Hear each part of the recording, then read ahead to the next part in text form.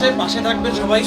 আমার সত্যিটা জানার পর আমি বেরোলে আমাকে আমার পাশে যারা আছে তাদেরকে আমি হতাশ করবো।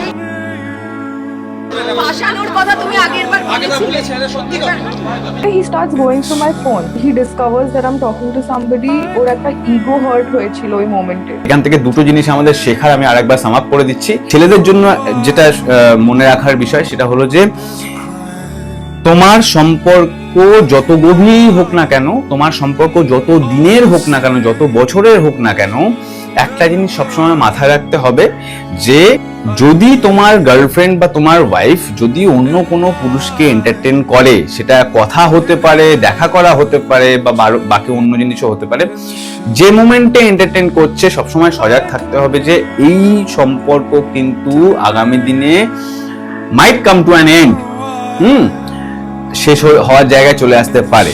সো যখনই দেখছো এই ব্যাপারগুলো হচ্ছে, ইউ টেক ইউর স্ট্যান্ড, ঠিক আছে? তবে হ্যাঁ, রেসপেক্টফুলি এবং শ্রমিকের মতো কিন্তু গায়ে হাত তোলা বা এই ব্যাপারগুলো করো না। তাহলে কি হবে, তাহলে এক তুমি লিগ্যাল কমপ্লিকেশনের মধ্যে চলে যেতে পারো, যেটা শ্রমিকের ক্ষেত্রে হয়েছে।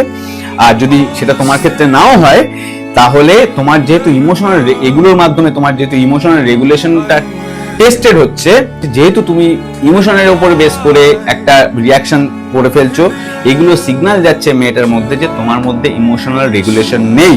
এবং এর ফলে কি হচ্ছে, সাইকোলজিক্যাল লেভেল থেকে মেয়েটা তোমার উপরে ডিসরেসপেক্ট আসছে এবং রেসপেক্ট নষ্ট হচ্ছে, যার ফলে মেয়েটা তোমার উপরে অ্যাট্রাকশন কমে যাচ্ছে এবং slowly and surely she will walk away. সেই মেয়েটা কিন্তু তোমাকে ছাড়বে আগামী দিনে, এবং যখন ছাড়বে তখন তুমি কিন্তু দিশেহারা হয়ে যাবে। সো মাথায় রেখো এই জিনিস।